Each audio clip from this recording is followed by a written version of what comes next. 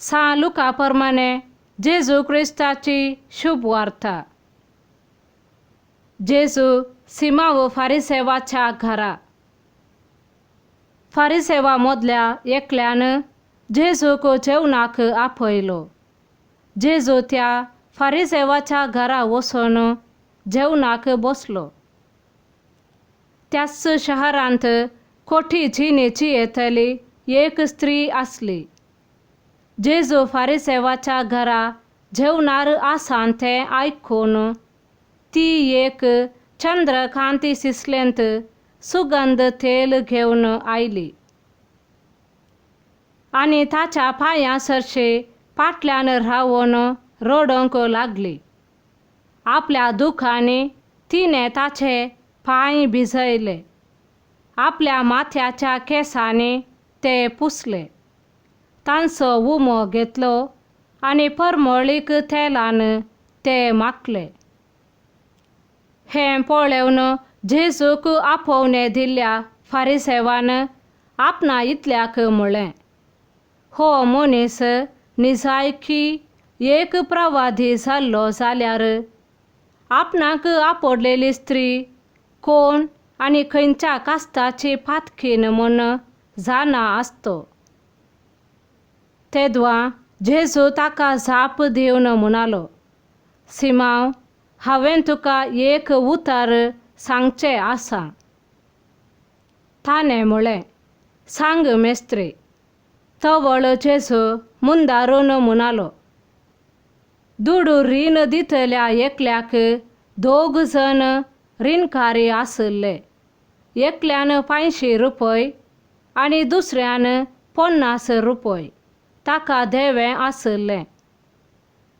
रीण फारीक करूंक तांकां दोगांयकी तांक नातले वरवीं ताणें तांकां माफी केलें.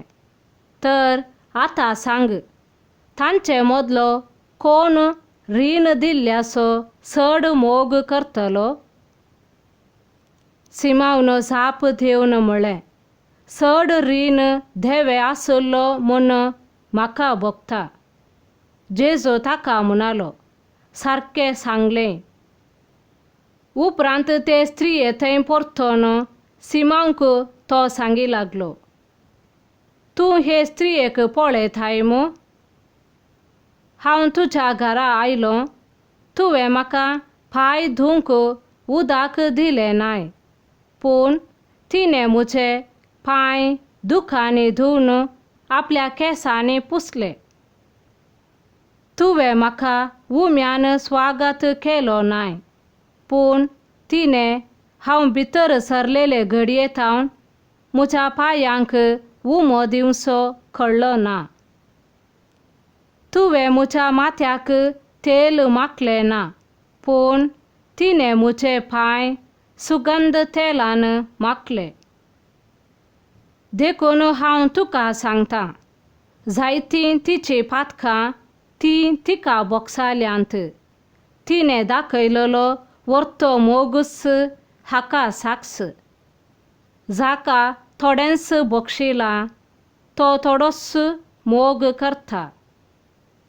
उपरांत जेजू ते स्त्रियेक म्हणालो, तुजी पातकां तुका बोगसालीं. ताचे सांगाता जेवणार बसलेले आपणा इतल्याक अशें म्हणूंक लागले, पातकां सयत बक्षितलो हो मनीस कोण जायत? पूण जेजून ते स्त्रियेक म्हळें, तुज्या भावार्थान तुका बाचाव केली. समाधानान वच. देवाचें उतर हें, वाकान्नी तुका क्रिस्ता.